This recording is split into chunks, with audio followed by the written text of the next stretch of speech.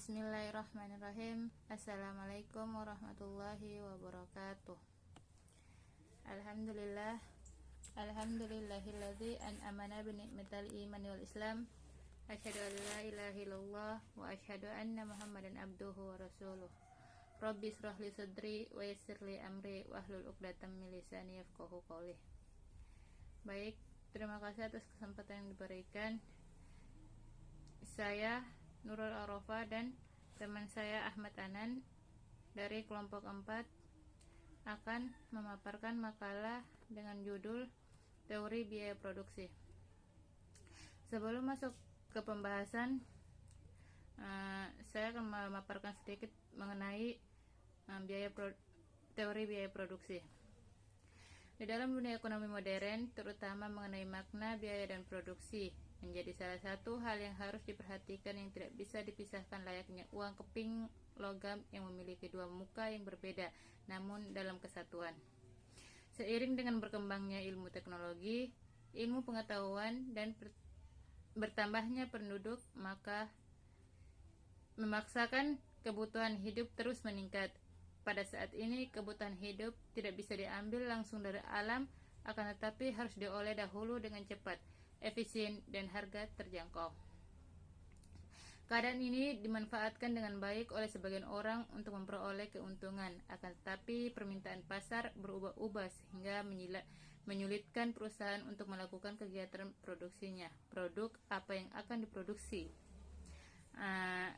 Biaya produksi merupakan proses mengeluarkan programnya, mengeluarkan pengorbanan yang biasanya dapat berupa uang atau peralatan agar produksi dapat dilaksanakan. Selain biaya produksi, ada biaya-biaya lain yang harus diperhatikan seperti biaya administrasi, biaya keuangan, biaya pemasaran. Selain itu, biaya produksi dapat dibagi dua berdasarkan jangka, yaitu jangka pendek dan jangka panjang. Kita masuk ke pembahasan materi pertama yang akan dijelaskan oleh saudara Ahmad Anan. Kepada saudara Anan saya persilahkan. Assalamualaikum warahmatullahi wabarakatuh. Saya akan membahas tentang teori biaya produksi. Langsung saja ke materi yang pertama, pengertian teori biaya produksi. Ada beberapa pengertian biaya produksi menurut para ahli. Yang pertama menurut Abdul Halim pada tahun 1998. Biaya produksi ini biaya yang berhubungan langsung dengan produksi dari suatu produk dan akan dipertemukan dengan penghasilan di periode mana produk itu dijual. Yang kedua, Amin Widya Tunggal tahun 1993. Biaya produksi merupakan biaya yang berhubungan dengan produksi suatu sistem, yaitu jumlah dari bahan langsung, upah langsung, biaya langsung, dan biaya operasional pabrik.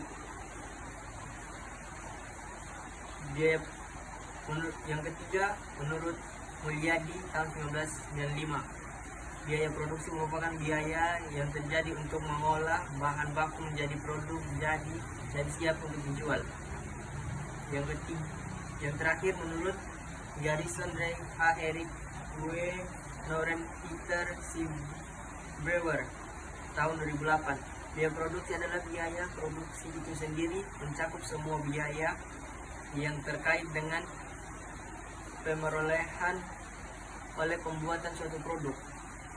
Biaya historis adalah biaya yang dikeluarkan perusahaan waktu membeli faktor produksi. Yang kelima, nilai kesempatan yang hilang, ini merupakan biaya kesempatan. Yang keenam, biaya instrumental adalah biaya yang timbul sebagai akibat keputusan yang telah dibuat. Yang ketujuh, biaya relevan. Biaya relevan adalah biaya yang akan dibebankan bila suatu keputusan telah dilakukan. Materi yang kedua, fungsi biaya jangka panjang dan jangka pendek.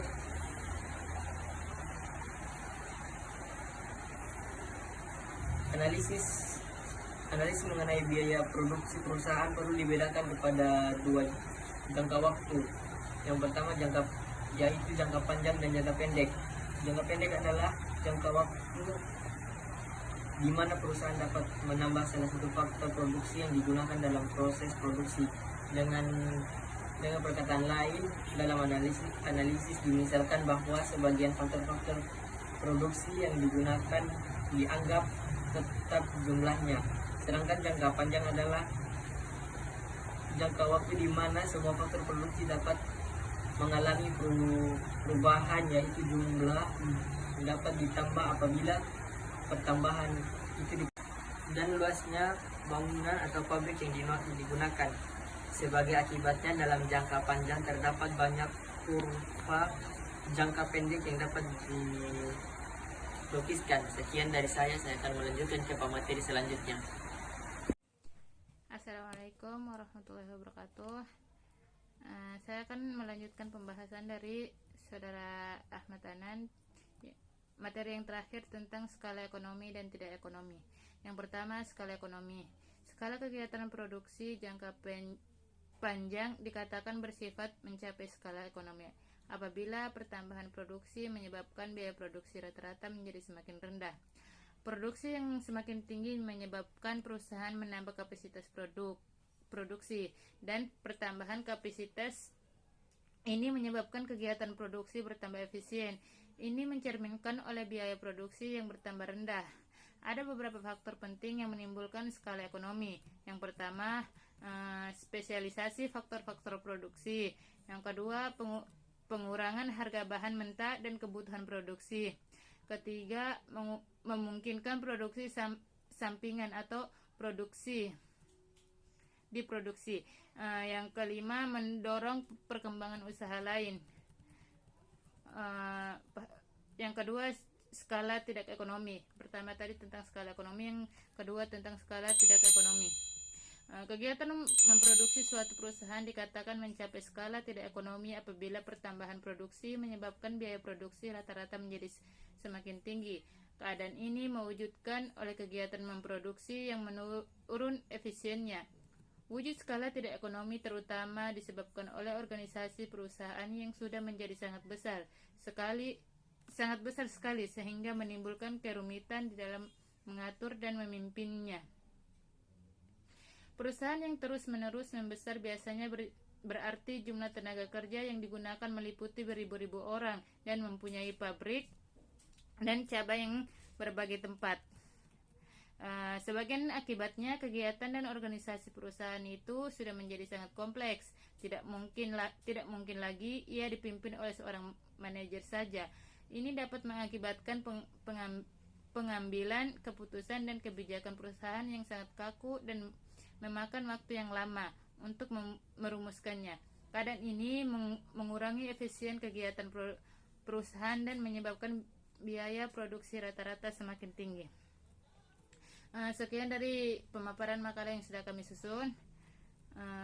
Kurang dan lebih kami dari kelompok 4 mohon maaf. Wabillahi taufiq wal hidayah. Wassalamualaikum warahmatullahi wabarakatuh.